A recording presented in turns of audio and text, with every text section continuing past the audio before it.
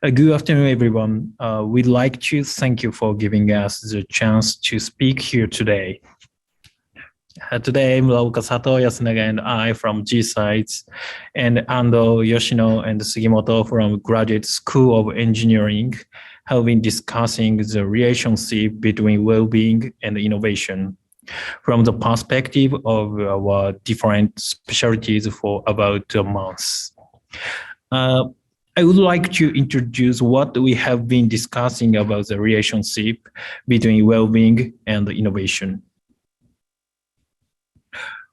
What is well-being? Is it different from happiness?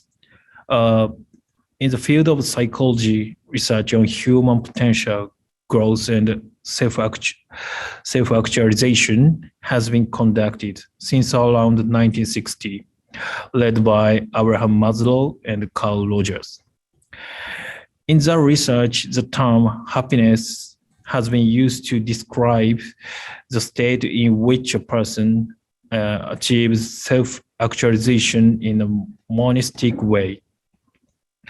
However, such an expression has been criticized for its lack of verifiability and difficulty in practical use due to its lack of scientific framework. Therefore, in 1998, Martin Seligman proposed a set of components to measure well-being, which is a good way of living and a healthy way of living both physically and mentally. The 5 components positive emotion, engagement, relationship, meaning, and achievements. By raising the level of each of these elements, it is possible to achieve sustainable happiness. The determination of these elements depends on psychological nature of each people. And the well-being at that time was focused on the happiness of a person.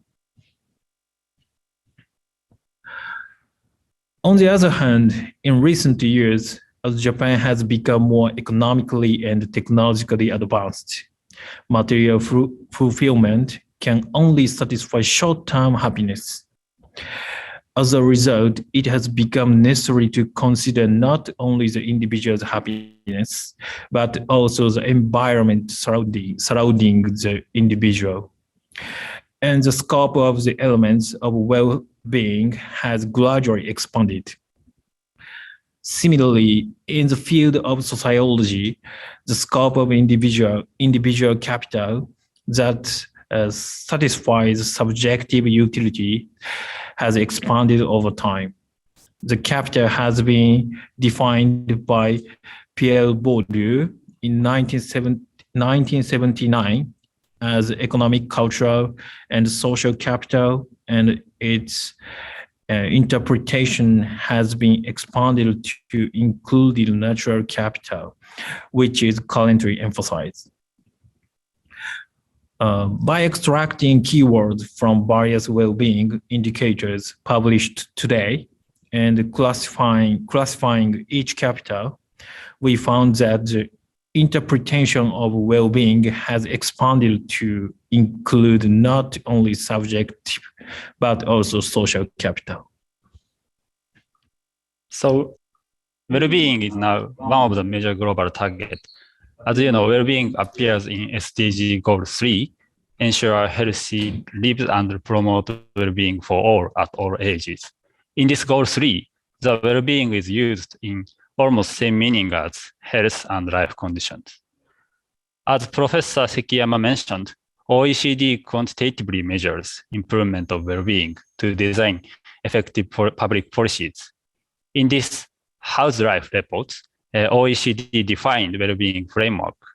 As you can see, current well-being consists of 11 dimensions, which can be classified into 2 parts. As mentioned before, subjective well-being is an original concept of well-being. In addition to subjective well-being, OECD add quality of life factors and also material conditions. Thus, we can understand that well-being itself has covered wider meanings and concepts, not only subjective and health matters. In Japan, well-being is used in Science, Technology, and Innovation Basic Plan, published by Japanese Cabinet Office. This STI Basic Plan aims to make good policies for social transformation and promote science and technology. I am omitting the details from first to fifth. The newest sixth STI Basic Plan propose Society 5.0 as an ideal society Japan can realize. As shown in right side, the Society 5.0 needs two major factors. One is sustainability and resilience, and another is well-being. Then for all researchers, of course, engineering researchers also, well-being is getting a big matter to discuss innovation and a good society for future. From now, we will ask all of you, how can we consider today's well-being from interdisciplinary perspective to discuss well-being and innovation each other? And here's a conceptual diagram to understand the social demand for interdisciplinary today. And we've set 4 axes for academic disciplines to be categorized as socially and individually oriented and subject and objective matters. In the middle of these 2 areas, there's a green areas representing interdisciplinary, indicating that the ideal state of society cannot necessarily be evaluated quantitatively anymore, and that there is a need for more detailed approach that focuses on individual against the background of the desire for diversity. Then we will add the expansion of the concept of well-being to these figures. It was natural for humanities and social science to deal with so-called subject well-beings, as it is literally very subjective and focused on the individuals. And that was located on lower left part. Today, however, well-being is an expanding field, as described in the OECD's key dimensions that Mr. Ando explained in the previous slide. Indicators such as quality of life to measure well-being more quantitatively, and materials and environmental conditions to evaluate how organically individuals and society are connected, discussed more actively. This has made well-being more objective and socially oriented. There are many overlaps between the above-mentioned green areas of interdisciplinary and today's well-being. And this is a significant point of taking up well-being as foothold for all interdisciplinary effort we think.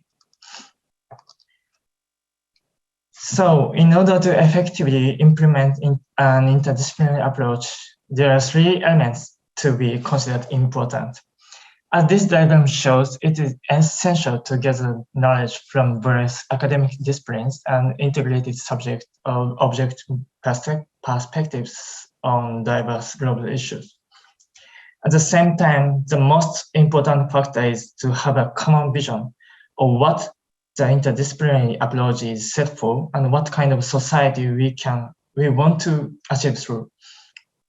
This is exactly what well-being is from the perspective of engineers and engineering researchers.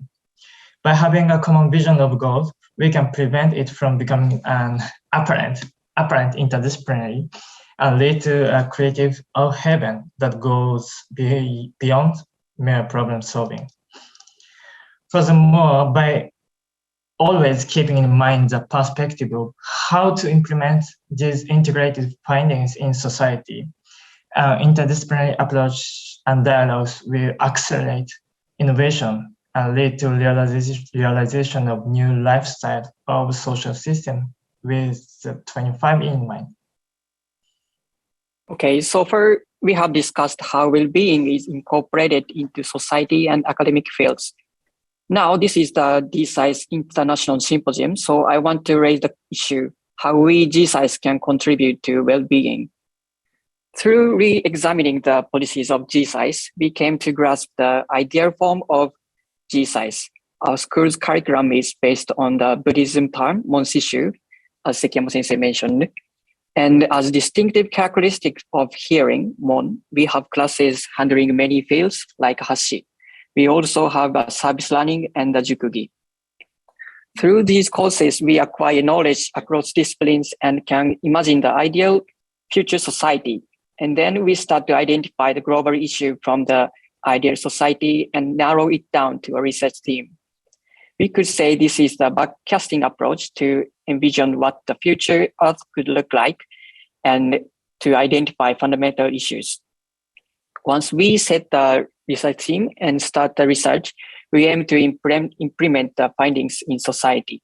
We try to make an impact beyond mere articles or policy proposals.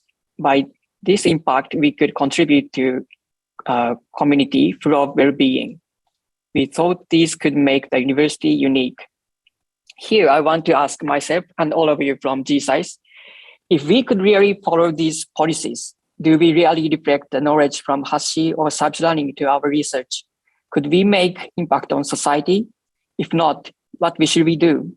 I guess we need to be changed, and it may be challenging, but I hope this symposium will be an excellent opportunity to think about ourselves. Finally, we, the student team, would like to make a proposal for this symposium. Words such as well-being and innovation are used in a variety of issues and problem settings. However, there is a lack of consideration of the issues themselves, such as what is our happiness? What are the critical issues to be solved? The lack of questioning for questions seems to exist in all fields. So in this symposium, we would like to suggest that we conduct exchanges among different fields with the following points in mind. 1, dialogue with people from different disciplines, updating our own knowledge and perspectives, questioning our own sets of issues and targets. This is the end of our presentation. Thank you for your listening and enjoy this symposium.